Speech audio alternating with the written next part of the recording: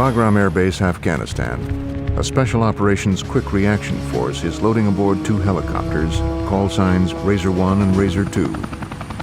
On board Razor 1, the men settle in for an apparent routine search and rescue mission to recover a Navy SEAL reported missing on a mountain called Takur Gar. Unaware that an earlier rescue attempt has left 2 men dead, Razor 1 approaches a landing site and is immediately caught in a crossfire by Al-Qaeda fighters dug in on the 10,000-foot-high mountain summit. The 21 men on board Razor 1 and their fight to survive has become known as the Battle of Roberts Ridge.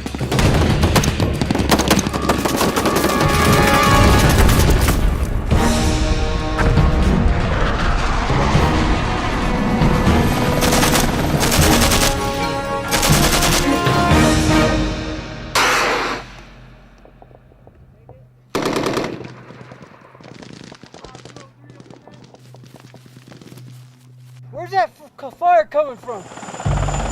Operation Anaconda is a combined special operations and conventional force mission to destroy Al-Qaeda forces in the Shai-Kot Valley.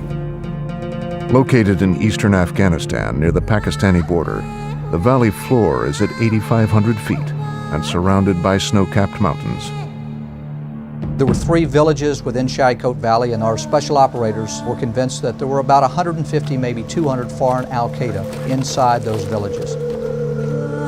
The original plan was a hammer and anvil. The hammer was going to be our Afghan allies, led by our Green Berets, that were going to attack those villages and either kill them there or drive them into us in the mountains. The anvil is the U.S. 10th Mountain Division and elements of the 101st Airborne Division. Al-Qaeda forces attempting to escape into Pakistan must face mortars and heavy machine guns. We looked at the escape routes, and that's what we were going to block, and we did in fact think that they were going to try to run. We knew some would stay and fight, but we thought they would try to get their key leaders out through those mountain passes. For 2 days, U.S. conventional forces and clandestine special operation teams pressed the fight against Al-Qaeda amid the rocky terrain.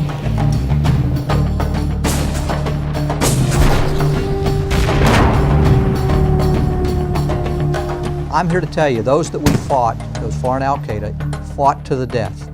These are not people that you can negotiate with. These Al-Qaeda are absolutely fanatical. They view us as infidels. The only way we're going to beat them is by going out and killing them. Operation Anaconda is the largest U.S. land battle of the Afghan war, and resistance is fierce. Their commander was calling this a jihad, and they thought that they were going to take on the Americans just as they had fought the Soviets in that same valley on 2 previous occasions and killed hundreds of them. Not only did they not run and continue to fight, they brought in reinforcements. Intercepted Al-Qaeda radio transmissions revealed the original estimate of 200 Al-Qaeda to be a serious miscalculation. In 7 separate landing zones, American soldiers are facing a suspected 800 to 1,000 foreign Al-Qaeda fighters. The United States Army had anticipated a rather quick operation, but on the first day, they encountered unexpectedly heavy resistance at the southern end of the valley. When the Americans landed there, they weren't facing any half-assed mountain boys. These men had been trained, they had been seasoned in warfare in Afghanistan. Many had taken on the Russians, many had learned from that combat experience. They were not Afghans. These were primarily veterans from Chechnya, from Uzbek, some Mongol Chinese, some Pakis, but they were well armed, they were well outfitted, they were in Gore-Tex, looked like it was right off the shelf. We found tens of thousands of dollars on all of them. This was the jihad in which they were hoping the Americans would find themselves, and they were out there to kill us. Multiple U.S. Navy SEAL, Special Forces, and Coalition recon teams operating in the surrounding mountains coordinate air and artillery strikes and employ snipers. One sniper reports eliminating nearly an entire squad of enemy personnel. The special operators were there to provide reconnaissance and to kill some of the Al-Qaeda that posed obvious threats to us. And they were able to take out some key positions. We don't think the Al-Qaeda ever knew where they were getting shot from. In the early hours of Day 3, an additional SEAL reconnaissance team, call sign Mako 3, prepares to insert on a mountaintop called Takur Gar, southeast of the battle. To get a better view of what was going on in the valley, decision was made to place a special operations team of 6 Navy SEALs plus an Air Force controller on top of Takur Mountain. Aircraft mechanical problems delay Mako 3's departure by over 4 hours, pushing the team dangerously close to inserting in daylight. But Mako 3's mission is deemed critical, and to make up time, the team bypasses their original landing zone located 2 kilometers from the top and prepares to insert directly at the summit, hoping to occupy a concealed position under the cover of darkness. So they made that decision to go in there. In my view, that was the right call because it was such a key piece of ground. Now, that mountain had been hit extensively by AC-130 gunships as well as close air support. However, intelligence could not see the fortified positions that were planted throughout that mountainside. As Mako 3 hovers over the summit of Takur, intense gunfire riddles their helicopter, causing it to turn violently and lurch down the mountainside at a 45-degree angle. Somewhere in the commotion or as a result of the impact, Petty Officer Neil Roberts was launched out of the helicopter and landed upon the mountain. The helicopter was heavily damaged. It flew about 4 miles away, was able to land there. They did a head count and confirmed that in fact they were missing someone, and it was those covert operators on the ground that said, we're going to go back in and get him. These 5 SEAL members plus an Air Force sergeant named John Chapman went right to the same spot that the original helicopter had been hit at and where Roberts had fallen out of. The SEALs are facing a numerically superior force, a battle-seasoned force, who has the upper hand in not only location but in the fortification of their own defenses. They hit stiff resistance right away. As Mako 3 fights for life on the mountaintop, miles away at Bagram Airfield, 2 helicopters are loading up a Special Operations Quick Reaction Force to rescue Roberts. The call came before dawn on the morning of March 4th. The helicopter had been down, some troops were in trouble. The early reports were very, very sketchy. The Rangers really were not quite sure what was going on. I just laid down to go to sleep, and that's when they said, hey, get ready, we got a mission coming up. We got all our gear, ran into the headquarters there, and what's going on? For quick reaction forces, the nature of the business is that you're going to get very little information. When you go somewhere, it's going to be a mission statement and commander's intent. And en route, if you're flying, you hope to get fed additional information so you're prepared for the fight when you arrive. When this happened, it was so short notice that it was like, okay, something went wrong. Let's get you guys out there. Figure it out as we go. We needed to react. There are 2 helicopters, Razor 1 and Razor 2. Inside Razor 1, 10 Army Rangers, 3 Air Force pararescue and combat controllers, and 8 Army aircrew expect this to be a routine mission. Everything normally tends to be quiet on the back of the helicopter. That's when everybody's getting into the game, thinking about, okay, what do I got to do, when I come off the helicopter. Tech Sergeant Kerry Miller from the Air Force was a pararescueman, and he had a fellow pararescueman with him, a senior airman named Jason Cunningham. They're getting ready for wounded. Staff Sergeant Gabe Brown is a combat controller with that team. His job is going to be communications. The Ranger team leader, Captain Nathan Self, has his Rangers, and they're preparing how they will set up when they hit the ground. So everyone had their own job as they were going in. An urgent message from Bagram is radioed to Razor 1, instructing them to avoid landing on the mountaintop. But the message is miscommunicated, and Razor 1 unknowingly continues directly into the kill zone. The intel we got was, hey, guy fell out of the helicopter, you guys are gonna go get him. In my mind, I was thinking, okay, we're gonna go land somewhere, set up a perimeter, the guy's gonna run on the back of the helicopter, we're gonna get on, we're gonna come back.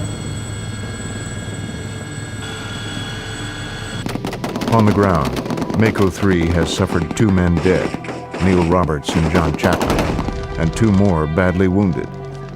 As daylight breaks, their air cover gone, Mako 3 is forced from the mountaintop.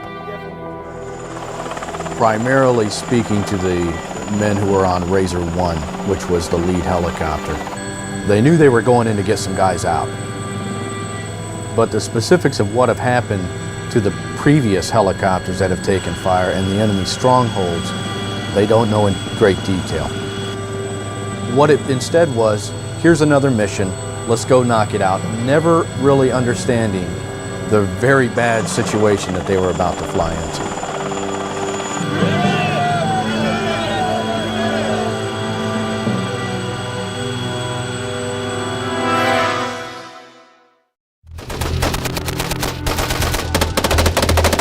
Even as Mako 3 escapes down the eastern side of Takur Gar, Razor 1, with Razor 2 in a trailing position, approaches the summit. It is not yet 6 o'clock in the morning. As Razor 1 comes upon the mountain, they don't know what has taken place precisely. There are 2 people dead, a Navy SEAL and an Air Force combat controller. 2 helicopters have gone in and taken heavy fire. Now a 3rd is coming in and a 4th right behind it in order to get the SEAL team that is in harm's way upon that mountainside. It was starting to get light. We were flying low over a hilltop that was snow covered. I just remember thinking, man, that's pretty. We came back around and that's when I figured it out. We're gonna get shot down. As the sun was coming up over the mountains and they flared for the landing, all of the participants had unbuckled. The Rangers were about 20 feet off the ground, and suddenly they were hit.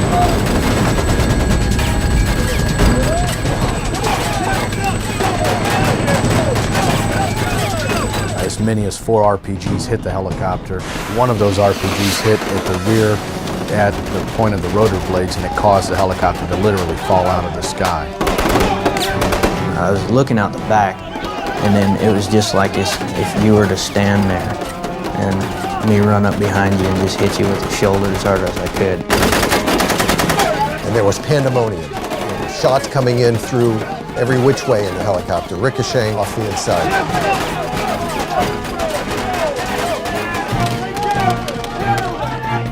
To me, it all just blended together as the aircraft just started rocking and then hit the ground. It was all one big jolt.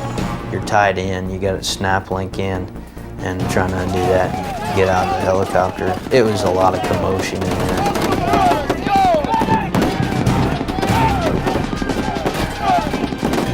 Gabe Brown describes it as confetti inside the fuselage because the bullets are just penetrating the thin skin of the helicopter, and the padding that lines that helicopter is just floating all around.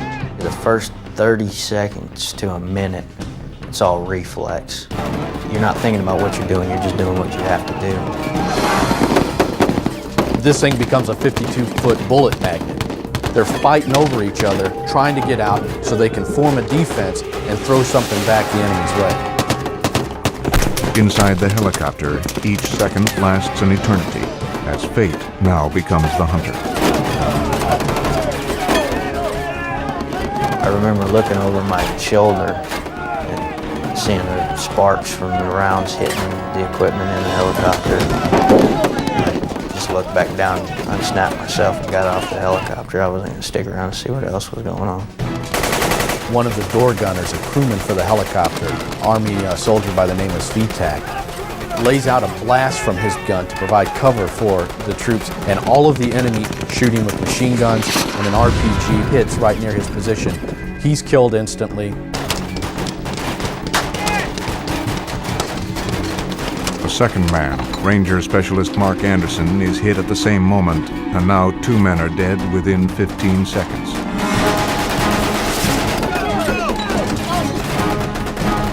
When the left side door gunner is wounded, the helicopter is defenseless. Suddenly, another RPG smashes into an oxygen canister and a fire breaks out. Razor 1 is facing annihilation. All of a sudden, every enemy within earshot has seen this helicopter go down. They're launching every force they have at it, and these guys are trapped inside. People were getting shot. It was crazy. They were up against some hardcore Al-Qaeda. And the first thought, the first time it happens to you, is you can't believe that somebody's trying to kill you. I mean, that's just a natural human response. As enemy bullets continue to rain down on the men trapped inside the burning wreck, a flight crewman, Corey Miller, manages to get the fire extinguished. Outside the helicopter, the Rangers struggle to get their bearings against a well-entrenched enemy.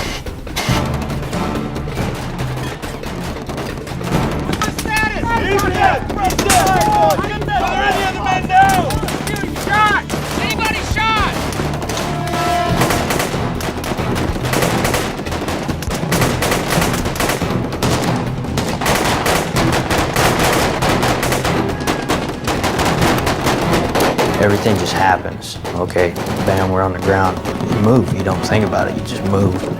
I jumped off the back of the helicopter, landed in that snow, and that's right about that point when the first thought process started. Okay, where is the enemy? It's hard to exaggerate the amount of gunfire they were taking from at least 2 or possibly more positions. Bullets were flying every which way. Gabe Brown told me that as they're going down the ramp, he notices Rangers on the right and on the left who have been cut down as they're debarking the aircraft. He said, I don't know if they're dead at this point. I don't know what I'm supposed to do for them. And in a split second, he realized what he is supposed to do is go and establish communications and get help on the way. So he runs out, and that's where they form up outside the helicopter to determine, as he described it, what in the hell is going on here. 21-year-old PFC Matthew Collins and Sergeant Bradley Croce, 22, are killed while exiting the helicopter. Less than 5 minutes after crashing, 4 men are now dead and 1 is seriously wounded.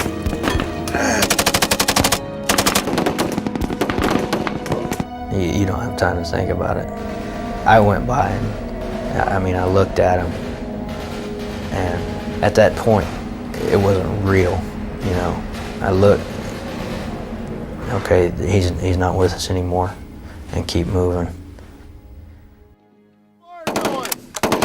Moments after the aircraft crashes and all of the troops that are able to debark, they set up an immediate rally point just behind the helicopter. It wasn't the prettiest execution, but it happened just like it should. Okay, there's an enemy, drop him. Okay, now he's not there, we're getting shot at from behind us. Let's turn around and react to that. Everybody just flowed and reacted to the situation. There were at least 2 enemy gun emplacements, one at the 8 o'clock position to the helicopter, which was taken out first by one of the Rangers, and then one at about the 2 o'clock position, about 50 yards off the nose of the helicopter, behind a big boulder and under a tree. They were fighting at a slight angle up. They were fighting not only the enemy, but the weather and the terrain. Once everybody gets in place, okay, we know what's going on, then it's Cap himself saying, okay, I want you here, I want you there, do this, do that. Captain Self is directing his men to move to a new position when he is hit. When we were getting up, that's when an RPG came in. The RPG exploded next to the helicopter, and Cap himself got some shrapnel in the leg. Lancaster got some in the leg, and I caught some in the shoulder. I couldn't see anybody, but Sergeant Pauly, he could see the guy that shot the RPG. He shot him. You all right? I'm good. What are you still doing here? Get going. Probably the 2 most critically wounded patients are the pilots themselves. One pilot has a hole through his wrist the size of a silver dollar. The other pilot has a significantly damaged leg in the assault. The right side pilot was in far greater danger physically, and that pilot had significant blood loss and he had significant injuries at that point. Blazer 2-2, this is Slick 01, over. Blazer 2-2, this is Slick 01, over. What's up with that medevac? I can't get him yet, but I'm on it. Okay, look, we got 2 dead guys inside. We got 2 dead guys on the ramp. The helos are all messed up. I got wounded all over the place. We need that medevac as soon as we can. Come back.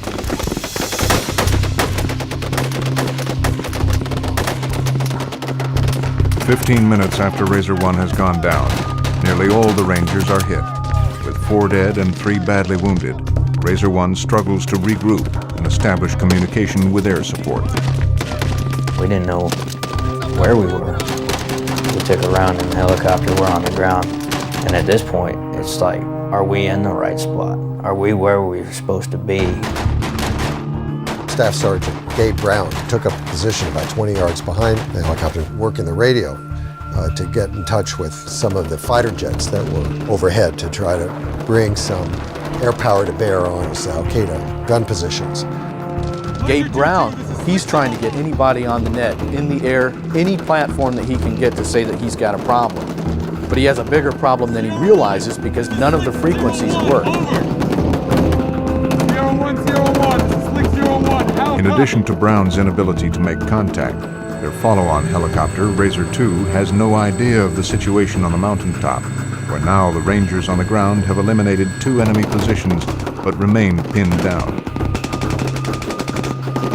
It was up towards the front of the helicopter, up about the 2 o'clock position. That's where all the fire was coming from. Once the squad leader had shot that guy to the right, then we were basically only taking fire from one direction. When a bullet slams into Sergeant Joshua Walker's helmet, Who do those guys think they are? a sense of anger and indignation motivate Walker and the others to move to some rocks adjacent to the helicopter.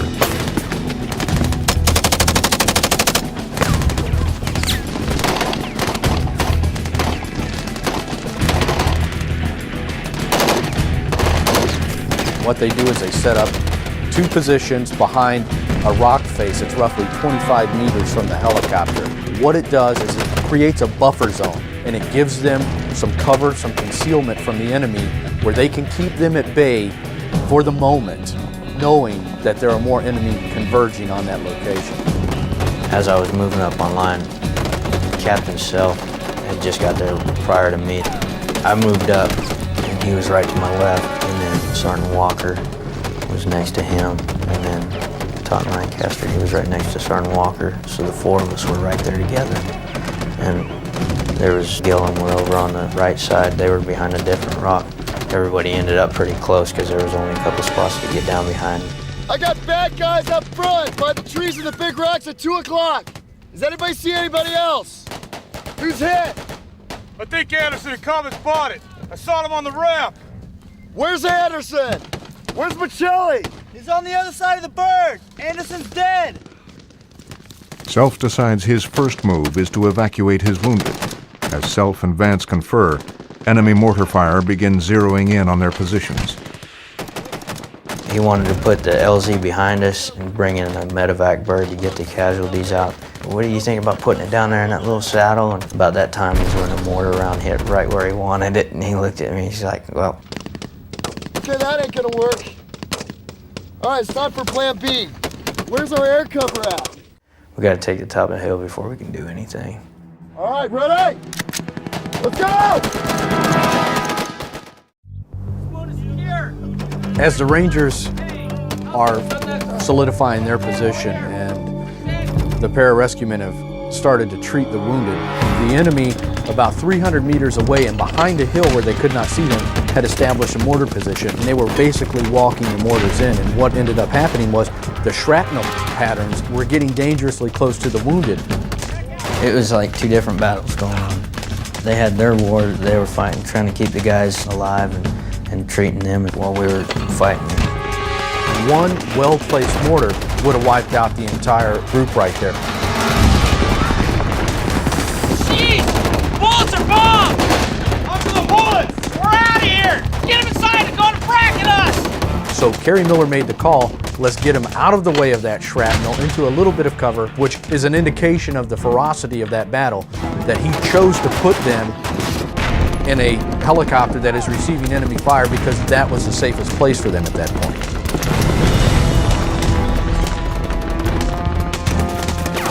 Gabe Brown remains unable to establish radio communications, but with the enemy positioned so close, air support is not viable in any case. The Rangers are sitting ducks unless they knock out the Al-Qaeda position. Captain Self decides his best chance is to launch a frontal attack. We can't hang out here much longer. Get on it. Sierra 1. Their first idea was to try to assault this bunker that was 50 yards off the nose of the helicopter, about the 2 o'clock position on a slight incline. We were down behind the cover, and Captain Self kind of briefed us on what's going to happen. Vance, you're on line with me, all right? Hey, Gilliam! I'm gonna need some suppression fire! Change out your mags, stand by. Everybody put in a fresh magazine. He's like, everybody up? Yep, we're up. Got a new mag in, everything. Okay, let's go. Let's go! The four of us stood up. It was Captain Self, Sergeant Walker, Sergeant Pauly, and myself. And Gilliam was shooting a 240, giving us covering fire. And we just started walking because there was no cover between us and that tree where the fighting position was. So we just got up and started walking and shooting. He had everything lined up right. He had suppressing fire from a machine gunner. He had 4 men who were ready to go and take this task. The problem was they were going uphill to an enemy fortified position. We got about halfway there. I remember a guy rolling out from behind the tree, starting to shoot. And right about that time is when I ran out of ammo in my magazine. And the thought that went through my head was, my daughters, I want to see them grow up. I think when the guy rolled out from behind the tree, took a couple of shots, I think it surprised him that we were coming for him because he rolled back in. Halfway up the hill, Captain Self sees that the machine gun is well protected, entrenched inside a bunker impervious to small arms fire.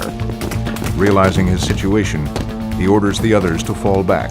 Captain Self was like, hey, let's back up because you're going with your platoon leader, your squad leader, your team leader that's left, and your ETAC. And he's like, this is the leadership right here assaulting this, we better back up. He quickly realized that he was putting his troops in a very dangerous situation by trying to pull this off. So he pulls them back, gets them back behind cover and concealment, and the discussion comes, well, what do we do now? Sierra 1, this is Flick 01, over. Gabe Brown finally makes contact with another combat controller, call sign Jaguar 1-2. The news is not good. More Al-Qaeda are heading up the mountain. Twister 5-1, this is Flick 01. We are a downed helicopter. Gabe Brown now has communications. I have dead, I have wounded.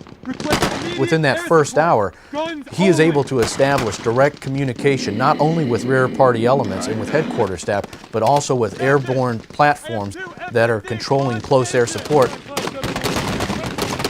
It did take a little while, not too long, for him to say, we got some F-15s. Like I said, nobody looks at their watch. I couldn't tell you exactly how long it took, but it didn't seem like too long. Twister 5-1, this is Slick 01. I need close air now. Tone of voice sends a chill through you. The desperation tells you right away that you need to help him out. It gets a little more intense when Gabe Brown relays to him, not only do I have a target on the ground, I need you to hit one specific pine tree.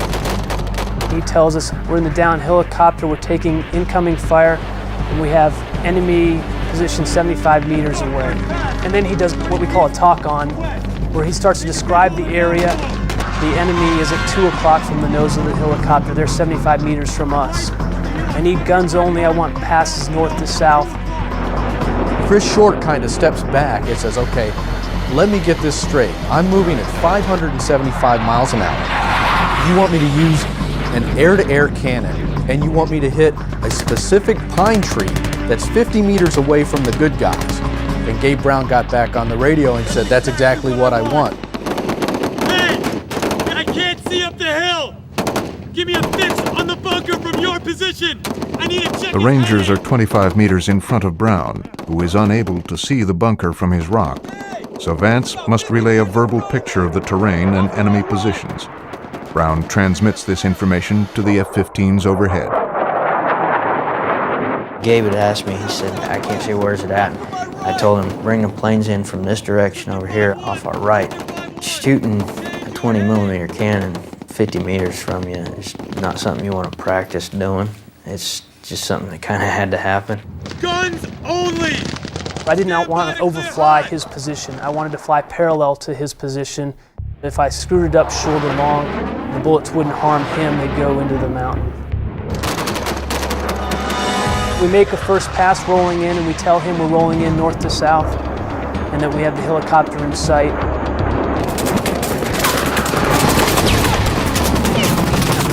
Shot his 20 millimeter, and I watched the rounds impact all around the tree and the fighting position there. And I turned around to Gabe and I was like, I was right on, tell him to keep doing that.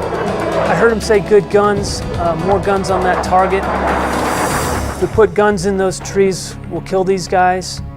So I was feeling good about what we were doing. Great guns! Gabe Brown's reaction, as soon as the rounds go downrange, he screams, great guns, I can smell the pine tree.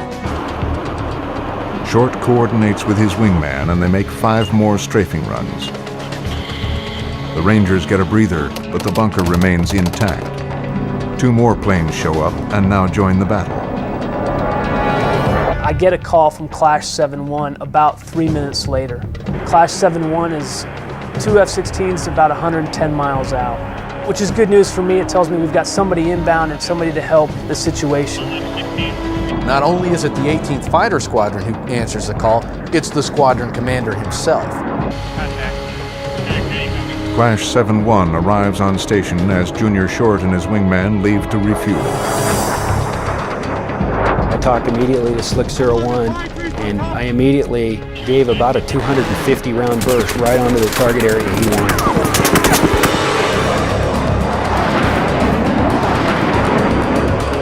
Divot Bartley and his wingman Rip Lapina shoot 1,000 rounds of ammunition in 4 more passes. As they leave to refuel, Short and his wingman Panzer return. The enemy is hurt, but he's not killed. So now the difficult decision has to be made. What do we do? Do we drop bombs danger close? For a 500-pound bomb, that's about 425 meters. In a bad situation, you might get that down to around 300 meters. In this situation, they were 50 meters away. Guys on the ground want to get that fire as close as they can to them until they can see it. Other people that are divorced from that want to creep it in and want to keep a buffer zone there so they don't inadvertently kill friendly soldiers. And I'm here to tell you, at my level where I sit, I can't make that call. That's not up to me. It's guys on the ground have to work through that. Captain himself had asked me about dropping bombs. We'd had a conversation about it. And then he went back and sat next to Sergeant Brown and talked with them. Self decides his only option is to drop bombs danger close.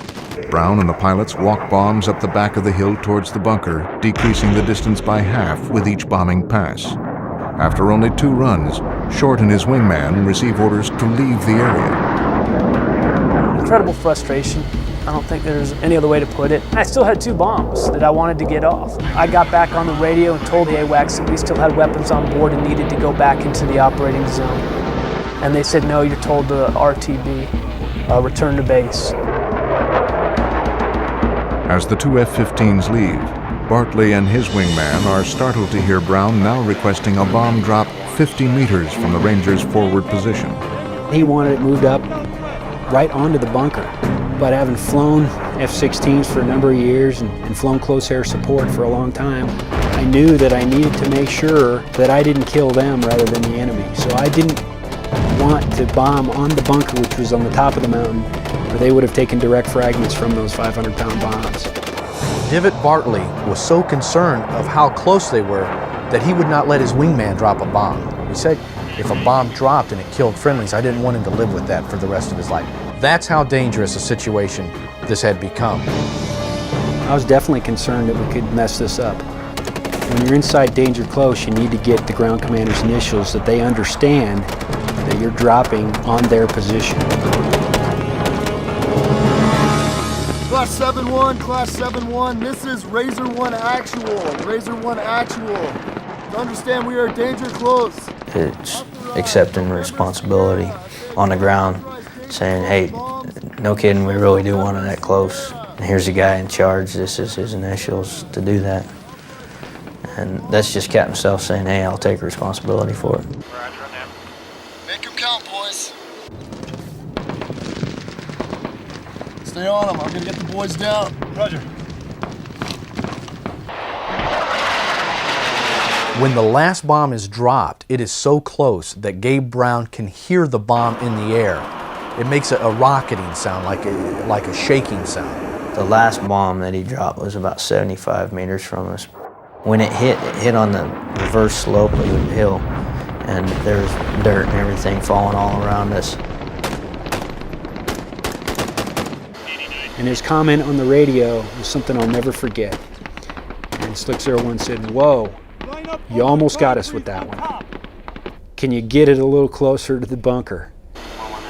I wasn't ready to do that. I didn't want to kill him. I just couldn't do it.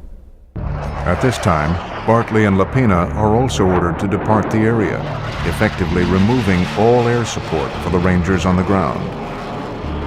To me, that was a little disheartening because I was under the impression with bombs remaining that they would have us stay there on station, communicate with them, help them out, but they wanted us to return to base. So I say again, they said return to base. I asked, say reason for return to base orders. And they said, well, we have more fighters inbound to help them.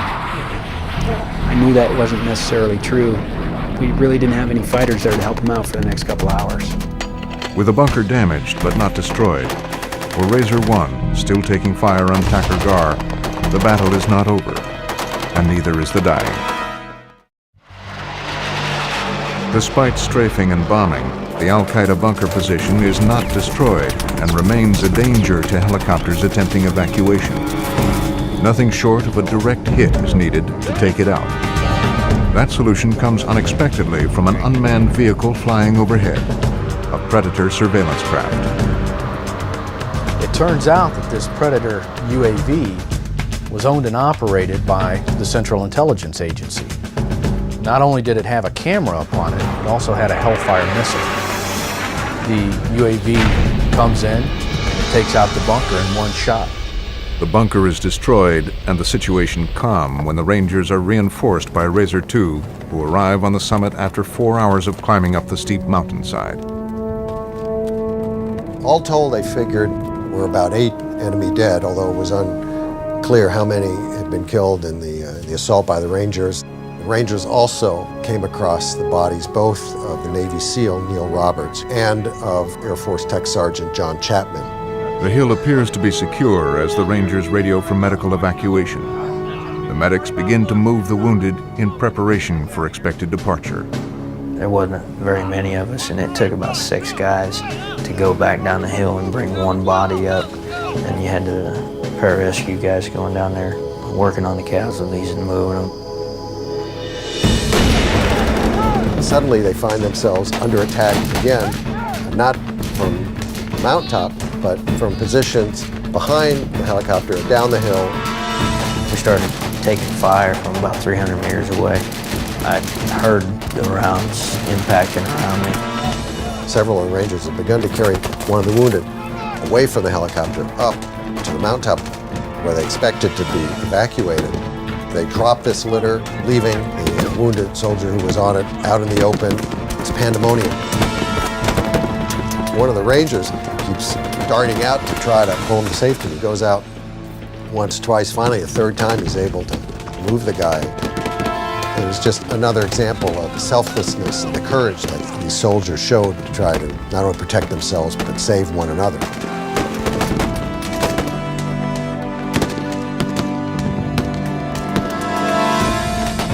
As Senior Airman Jason Cunningham is moving one of the wounded, he takes a round just under his body armor. It goes up through his torso, and it's a pretty significant wound. It became clear that the wound that had been suffered by Jason Cunningham was quite serious. Cunningham was losing a lot of blood, and there was even more urgency the Rangers and the air crews felt about getting evacuated. They tried to convey this to headquarters. Gabe Brown directs F-14 fighters to bomb the enemy position, and enemy gunfire decreases immediately. The mountaintop seems quiet once again as the Rangers renew their calls for medical evacuation. A guy had called me and asked me if the PZ was cold and how many we were going to lose. And so I yelled over to the Ranger medic. I said, "Hey Doc, how many are we going to lose if we wait till dark?" And he was like, 3. So I told him, "We're gonna lose 3 if we wait." And he's like, "Okay, hold on, we're working it." I copy, but we have wounded. They aren't going to make it. Request immediate medevac. Sir, maybe he'll listen to you. The Ranger commander, Captain Self, and a couple of others all got on the radio to headquarters and tried to impress on the command the urgent need for evacuation of the wounded. But at the same time, there were also reports from other U.S. troops positioned in the area, small teams of al-Qaeda moving around the vicinity. So there was a great reluctance on the part of the commanders at headquarters to send in another rescue team. Call signs kind of went out the window. It was like, hey, sir, this is what needs to happen. And he's like, hold on, bud, man, I'm trying to make it happen, you know. And it came more like a conversation than a radio transmission. Stick with me. You there? Frustration with delay from headquarters grows into an awareness that help will not arrive until after dark. Stay with me. Helo's on its way. I'm gonna get you out. The wound's not that bad. Cunningham is conscious but bleeding internally. The medics offer hope to the wounded, but everybody, including Cunningham, knows that time is running out. A couple of the wounded, of course, were pilots, and they knew that at this point it was unlikely that there would be another rescue attempt until after dark. We were really pushing it. I'm not at both ends of the radio. I didn't know what was going on back there, but our assessment was, okay, we're taking a few pop shots. Every now and again we'll get shot at, but we felt that we could get a helo in there and get out. Recognizing fully that it's more difficult for these kinds of operations to be executed in the daytime, and the propensity of the enemy to shoot down helicopters in daytime, you have to weigh that literally on a life-death situation, and you have to lean on the commanders to make those calls. Night falls. Helicopters extract the Rangers and their dead from Takur Ghar. Among the dead is Jason Cunningham, who dies 1 hour before help arrives. The commanders who made the decision to delay the evacuation declined to talk to me, but I can imagine the calculation that were going through their minds. Mounting another rescue attempt was, in their view, risky. Already that day they had lost 6 dead and damaged several helicopters. They were very reluctant to attempt another rescue until after the sun went down. It's a very tough call. I'm not sure they had much choice in the matter, but it was very frustrating for them to watch a couple of their comrades in arms die because we couldn't get them out in time. Some people have questioned whether or not that aircraft should have been brought in, and they question whether Jason Cunningham would have lived or not, and there's really no way to know that for sure. They knew that with the cover of darkness they would have a better chance of getting out of there unscathed. Unfortunately, that delay inevitably cost Jason Cunningham his life. That was a decision made by the higher-ups. I'm not going to say their decision was wrong or right. They made the decision. That was a tough decision. I'm glad it wasn't my decision to make.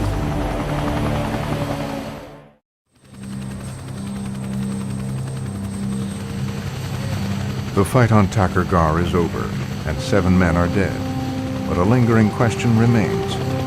What is the balance between honoring the principle of rescuing endangered comrades versus the cost of incurring more dead and wounded? In many cases, you won't come up with a perfect formula, but Takur Ghar does present this dilemma very starkly. Once you got down on the ground, the frustration came bubbling up again, and I said that the process is broken. Why did this happen? Why weren't we allowed to stay there longer?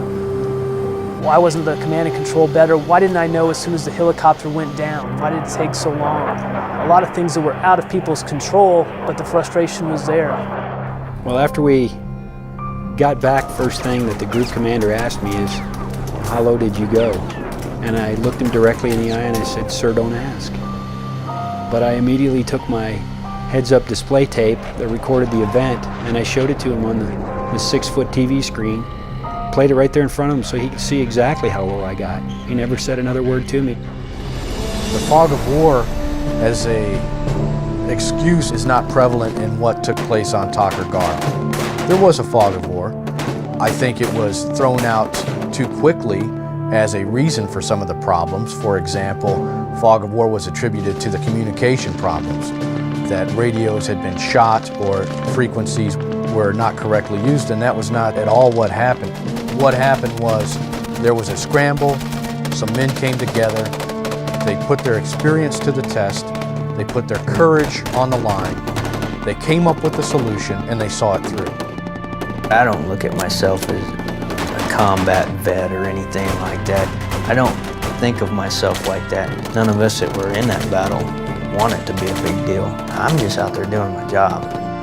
That's what I signed up for. Other people join the military for college money. I came in because I wanted to fight. I wanted to defend the country. In many ways, the Battle of Takur Ghar is a classic military story. It challenged the soldiers in ways they had not been challenged before, and it really brought out the best in them. What's important is that we let the soldiers tell their stories, and that we also honor the bravery and courage and true grit of those who fought and those who died in the process. I think on Takur Ghar what you see is a battle that 5, 10, 15 years from now may be a faint memory, yet it encapsulates more than 2 centuries of heroism that has been the hallmark of the American military fighting man. You see a brotherhood there. You see courage unmatched. You see resolve that was stronger than the mountain itself. Inevitably, those things may fade away as time progresses, yet they are clear indications of things to come. Any Takur Ghar that lays in the future of the U.S. military is sure to find Gabe Browns and Kerry Millers and Nathan Selfs and Kevin Vances and Jason Cunninghams who will stand up to the challenge. It will find Junior Shorts and Divot Bartleys, and it will combine all of those elements to produce a victory.